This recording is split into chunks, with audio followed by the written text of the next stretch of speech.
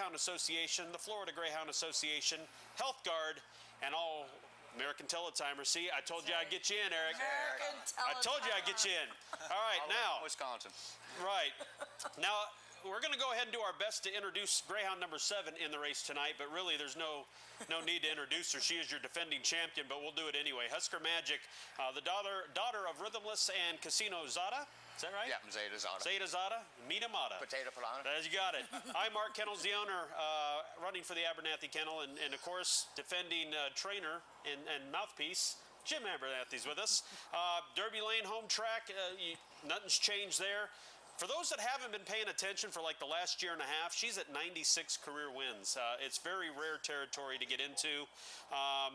But I will ask a question that a lot of people were wondering. You know, her last official start was at the end of November. Now, she did come back with a couple of powerful schooling races, but what was the main thought behind a 2-month break there? I messed up. I should have had her ready a couple weeks before, but we canceled some schoolings at Derby Lane, official schoolings, because of the holidays, and I wanted to have 1 or 2 starts. She's fine, though. So, you know. Yeah, she looked fine. I mean, just looking at the schooling races, I don't think that. Give her rest. Yeah, giving her Christmas off did anything that was going to be harmful. And she missed the wins leader over there by 1 start, and she had the last 30 days of the meet off, or she would have been the wins leader again. Yeah, and speaking of winning, she didn't slow down after the Daytona 550 last year. Ended up going with the Derby Lane Sprint Classic as well. So just continuing to win here, Vera. Of course, you picked her last year. I don't know if there's anything you don't know about this Greyhound, but now's your opportunity to ask if you'd like. No, I don't think there's anything left. She stayed on like she did. She just kept winning and just almost did it in the fall sprint too. I know she ran into some trouble. She but had the 5-hole, which I like her out of the 7-hole myself. I like her on the outside. I like where she's at too. You know.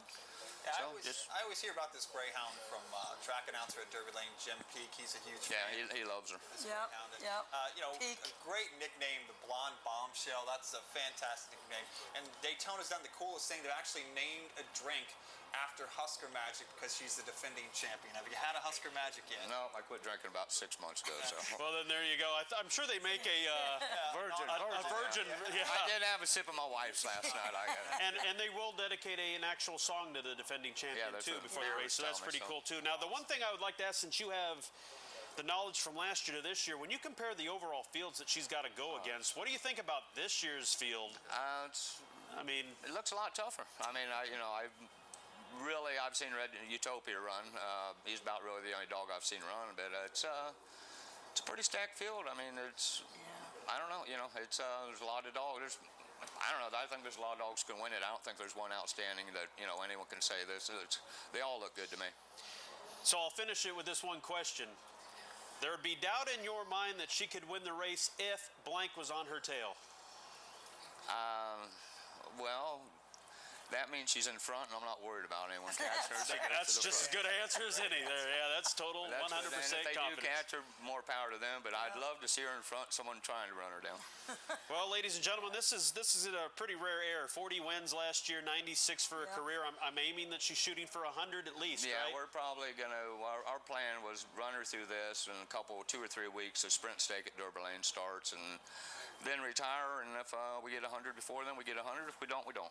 But it's the win mark isn't really that important. It's just run her till she's healthy, anyways. So I think she'll get it. And even when she retires, I have a lasting impression that won't be the last you ever hear about Husker Magic. I'm sure puppies will be abounding at some point with this. We've got a plan ready already.